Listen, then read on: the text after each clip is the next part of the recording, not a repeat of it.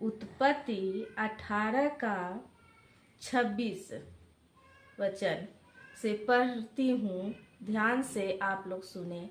यहोवा ने कहा, यदि मुझे सदोम में 50 धर्मी मिले तो उनके कारण उस सारे स्थान को छोड़ूंगा।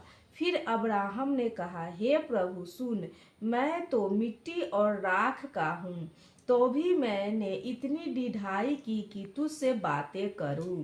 कदाचित उन 50 धर्मियों में 5 घट जाए तो क्या तू उस 5 ही के घटने के कारण उस सारे नगर का नाश करेगा?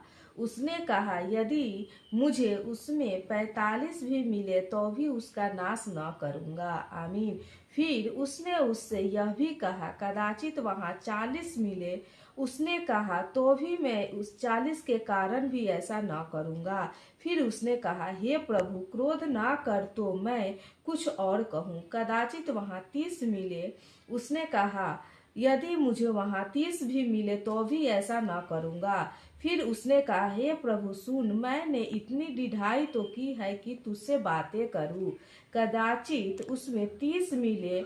उसने कहा, मैं 20 के कारण भी उसका नाश न करूंगा।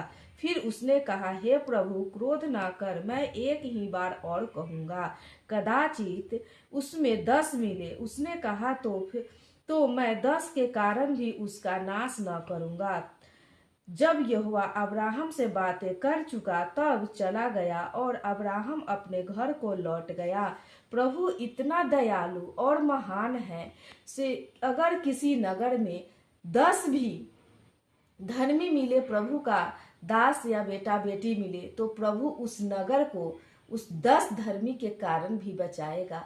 प्रभु महान है, सर्वशक्तिमान है, उनके जैसा दयालु पिता तीनों लोक में नहीं। इसलिए हम प्रभु का जय जयकार और महिमा करते हैं और मीठे स्वर से कहते हैं, प्रभु का धन्यवाद हो। आमीन।